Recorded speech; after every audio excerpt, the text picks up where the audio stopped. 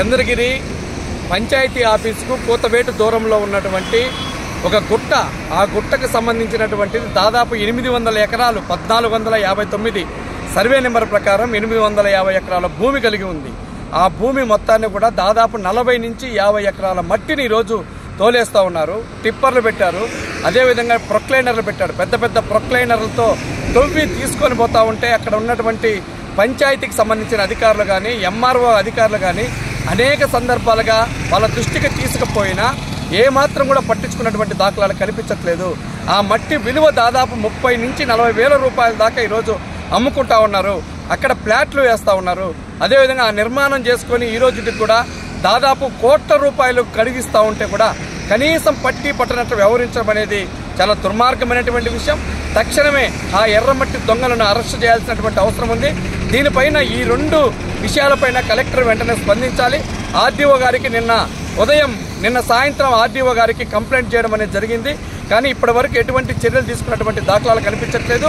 కాబట్టి తక్షణమే దానిపైన విచారం చేసి వాళ్ళని అరెస్టు చేయాలని చెప్పి డిమాండ్ చేస్తున్నాం.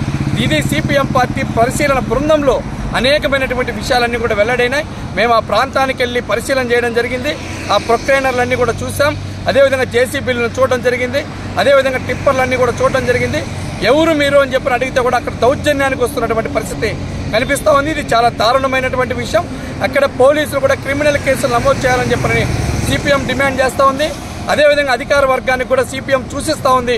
ఈ గుట్టలన్నీ కాపాడాల్సినటువంటి అవసరం ఉంది, ఆ మట్టిని కాపాడాల్సిన అవసరం ఉంది, ఆ భూమిని కాపాడాల్సిన అవసరం ఉందని చెప్పి అనేది సిపిఎం పార్టీగా విజ్ఞప్తి చేస్తూ ఉన్నాం.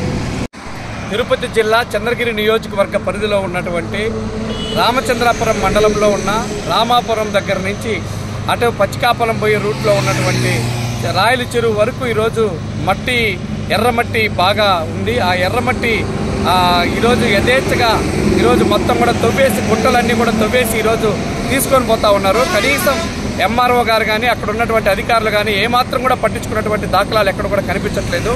ఈరోజు ఆ ఎర్రమట్టి విలువ దాదాపు ఒక టిప్పర్ వచ్చి దాదాపు 25,000 రూపాయల నుంచి 30,000 రూపాయల దాకా ఈరోజు అమ్ముకుంటా ఉంటే కూడా కనీసం పట్టినట్టు వ్యవహరించడం అనేది అత్యంత దుర్మార్గమైనటువంటి విషయం.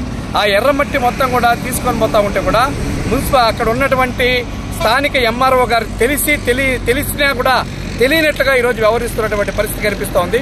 స్థానిక నాయకులు ఆక్రమించుకొని భూ ఆక్రమణ చేసినటువంటి పరిస్థితి కనిపిస్తూ ఉంది. ఆ ప్రాంతంలో దాదాపు ఆ మట్టి మొత్తాన్ని కూడా తొలగించినటువంటి మట్టి మొత్తాన్ని కూడా ఈరోజు చెట్లు పేరుతో ప్లాంటేషన్ చేస్తూ ఉన్నారు. అదేవిధంగా రియల్ ఎస్టేట్ పేరుతో ఈరోజు ప్లాట్లన్నీ వేసి అమ్మేస్తున్నటువంటి పరిస్థితి కనిపిస్తూ ఉంది. దీనిపైన అధికార వర్గం ఎందుకని ఈరోజు తాస్కారం చేస్తూ ఉంది?